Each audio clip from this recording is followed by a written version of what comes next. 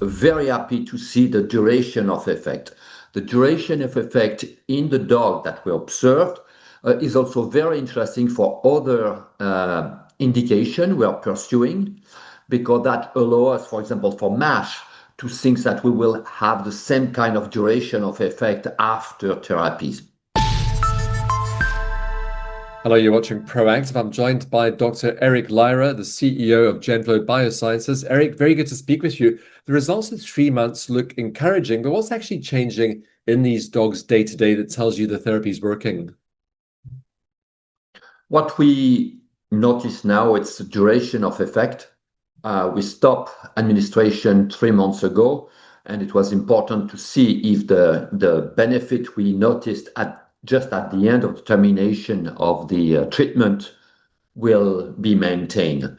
And that's exactly what we see, both in terms of safety and in terms of efficacy. So it's very good news. I mean, you mentioned persistence of effect. Why is durability such a critical piece of the puzzle for a gene therapy like this? It will change because for the customer, it could be, one therapy and then you gain the benefit of the intervention, or it becomes a chronic treatment in terms of cost, in terms of convenience. It makes a totally different product.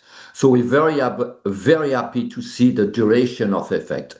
The duration of effect in the dog that we observed is also very interesting for other indication we are pursuing, because that allows us, for example, for MASH, to think that we will have the same kind of duration of effect after therapies.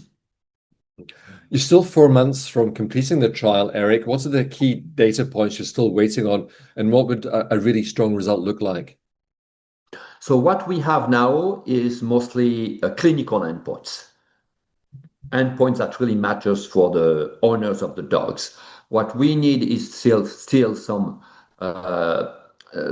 blood analysis and some analysis of the biopsies. Those are complement. They will be a nice complement to the clinical data we have.